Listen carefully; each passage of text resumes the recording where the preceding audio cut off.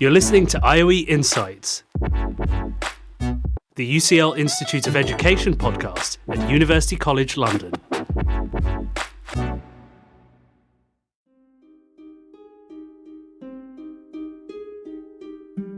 Welcome everybody to the first episode of our new podcast, the PhD Sketchbook, in which we talk about PhD life, being an international student and finding home in London while we paint a memory that reminds us of our journeys. Nice to meet you all, everybody. My name is Louise and I come from France. I'm actually a third-year PhD student in the Department of Culture, Communication and Media at the Institute of Education here in UCL. And hi there, I'm Tooba from Pakistan, also a third-year PhD student in the Department of Curriculum, Pedagogy and Assessment here at IOE UCL.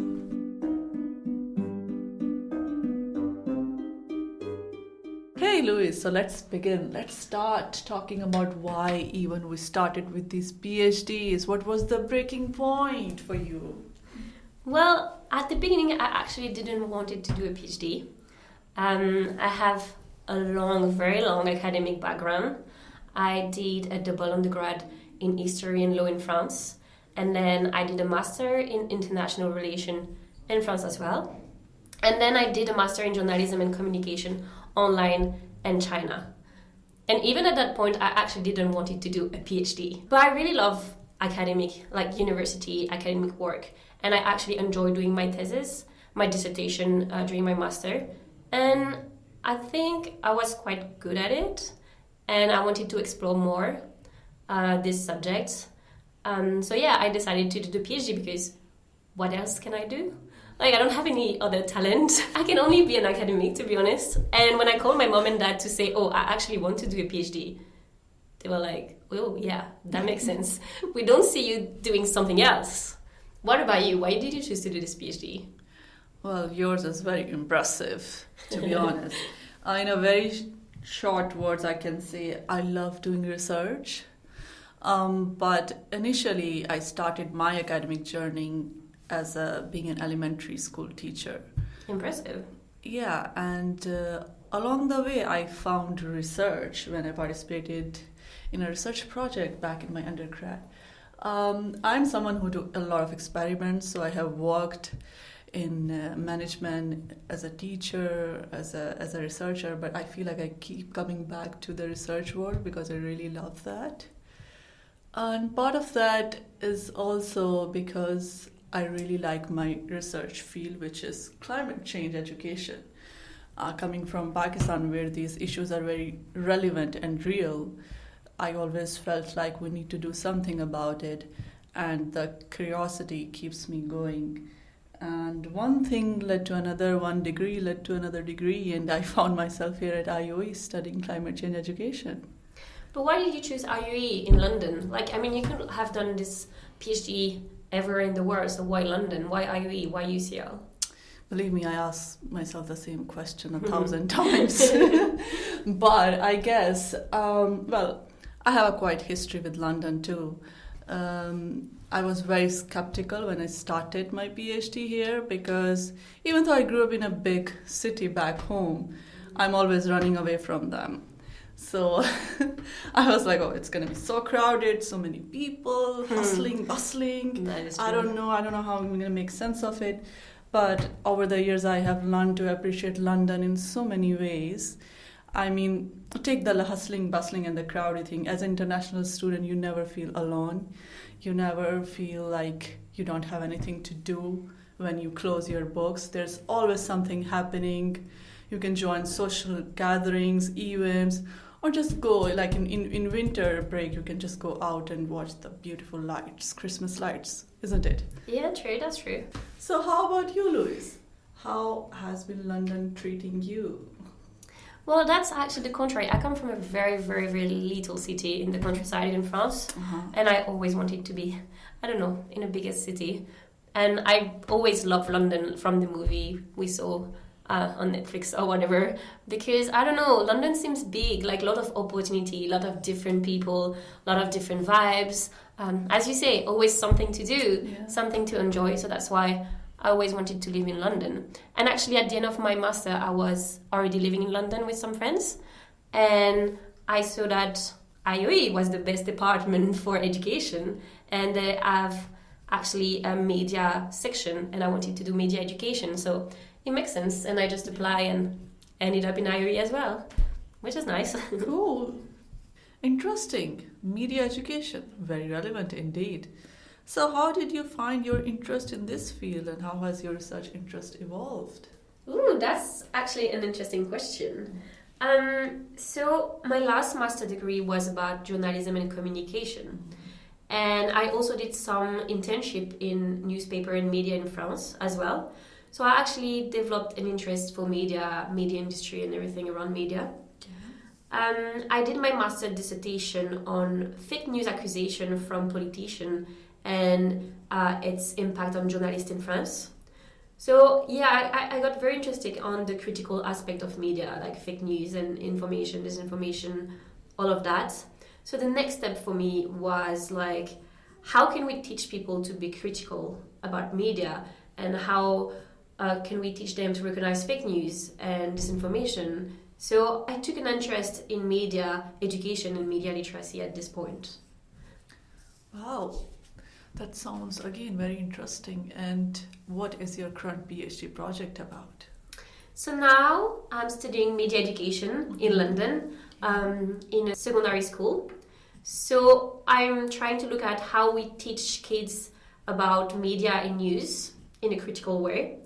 And I'm trying to link this with how students and pupils consume news at home. So what are they looking at, like in the newspaper, in the media, on their phone, on the television? So I'm trying to look at the relationship between this media education they receive and how they consume news. I'm doing a qualitative research actually. So I'm using a mosaic approach. Basically, I'm doing interview with the kids, with the teacher. I'm doing observation of the courses, but also some school club as well. And also, I'm doing some fun activity with the children, like drawing, mind maps, that kind of stuff. So yeah, it's very fun and interesting. Cool. What about you, Tooba? So you say that you were a teacher before, and now you studying climate change education. So how did you end up in this research field? Well, let me think. No, I'm joking. Well, I strongly believe that education is both social and individual institution. It has to respond to the needs and whatever is happening at the ground, good or bad. I mean, so I started my academic journey as a teacher trainee and then worked for a little while in schools too, teaching. But growing up in Lahore, which is one of the most impacted city by climate change, I grew up in conditions like heat wave, flooding, heavy rainfall. Oh my God. And smog. Wow. Yeah. So I always felt like the teaching that's happening in school, both as student and teacher, it's very disconnected to the reality. It's still just preparing us for finding good grades, securing good grades and finding decent jobs, whereas our lives are changing due to these very big issues, which are also very real. So I think that was something that made me curious to find this field and start conducting my research. But now what are you studying in your PhD? So yeah, talking about my PhD project, this should be and actually is the fourth research project for me working for environmental education and climate change education. This is a qualitative study, multiple case studies, and I'm borrowing some method from ethnographic research to look at how teachers living and working in two remote communities in Pakistan make sense of their life, their living, the impact they face, the challenges they go through, and how do they see education can play a role in finding the solution for their very complex issues. That sounds very interesting and very cool. Yeah, thanks. Hey, cool colors on your drawing paper.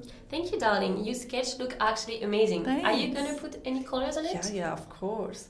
Hey, so let's take a break from all the research talk And let's talk about living in London. Did you have any assumption when you first come to this city? Yeah, well, as you said before, I was a bit scared about London, like all the crowd, the noises, getting lost in the tubes. I got lost in the tubes so many times. Yeah, oh my God. But then I realized that London was actually a multitude of little villages. Yeah. And it wasn't so big and it wasn't so scary. And that at some point, when you know a lot of people, you can actually randomly bump into a friend somewhere very random in London, which is actually amazing. What about you, darling? Did you have any assumption about London? Well, among many assumptions, one was because it's such a big metropolitan city, I thought there will be very less greenery in it. And for me to survive in a place, I have to see plants. Makes sense. Yeah, so I mean, that's true. London has a lot of lavish buildings and architect, but it also have amazing parks. And I'm very grateful for that. For example, Regent's Park, which is just like a walking distance to my place. I go and walk there a lot, and I love that London can give you so much variety when it comes to nature. Yeah, that's true. I actually enjoyed the canals everywhere in London because there's a lot of water. I love it. Okay, so I was also thinking that what helped you to feel like home when you're in London? I think that it would be my friends and my PhD colleagues, like you, for example. Oh, thank you. Because we are going through the same journey. We all are PhD international student. We are struggling with the same subject. Mm-hmm. English is not our first language. True. So much struggle. So we are similar and we are facing the same struggle. We're supporting each other, which is amazing. And I think at the same time, this is very nice because we are very different. Mm-hmm. We come from different background, France, Pakistan, but we have people from a lot of different nationality. And yeah, we can learn from each other and teach each other a lot of cultural stuff, food, which is amazing. What about you? What makes you feel at home in London? Well, I feel like you stole my answer because I wanted to say you. Oh, thank you. But yeah, as you mentioned, food. And I come from a culture that has very rich and diverse food culture. And again, I'm happy that London also gives you this glimpse of diversity when it comes to cuisine. You can get any cuisine from around the world here in London. And I just love exploring that, and I think that is something that makes me feel like home. Whenever I miss home, I just make biryani or like a dal, chawal, or any South Asian dishes. It could have been my answer as well. I love trying all the food in London. Yeah, you do get cheese. Yeah, a lot. That's true. So Louise, interesting painting. Tell us what you draw. So my painting is a bit messy. But I am a qualitative researcher, so I think it's in my DNA actually. So it's actually my academic journey leading to my PhD. So I begin with my undergrad. Mm-hmm. I just did draw like a clock for the history undergrad, and then I just did like the scale of justice for the law with the French flag, newspaper for my media internship. Then I did a globe for my master in international relations. Then of course I did the Chinese flag and like I wrote fake news and TV and newspaper for my master in journalism and communication. Mm-hmm. And finally, I drew the UK flag with my PhD and everything, like a lot of words relating to my PhD. I'm intrigued by the question marks you put. Yeah, my map is finishing by question mark because I don't know what's going to happen after my PhD, and this is scary, but this is that's the true spirit of a researcher. So. Yeah, you never know what's going to happen next. What about you? You sketch look very colorful, very amazing. I know. So thanks. I think I just painted more like a feeling when I first came here in the city, and I'm just like standing there on crossroads. There are so many opportunities and options in London, and I'm with my stuff, which is like my luggage, my books, my computer, and I have to paint a plant there too. So cute. Yeah, and it's just like it's both overwhelming, confusing also on what to choose and what not to, and challenging and exciting, which also we're going to discuss more in our next podcast, isn't it? So yeah, the next episode is going to be about the initial phases of our PhD and all the challenges we face and how we overcome them. So stay tuned for the next episode.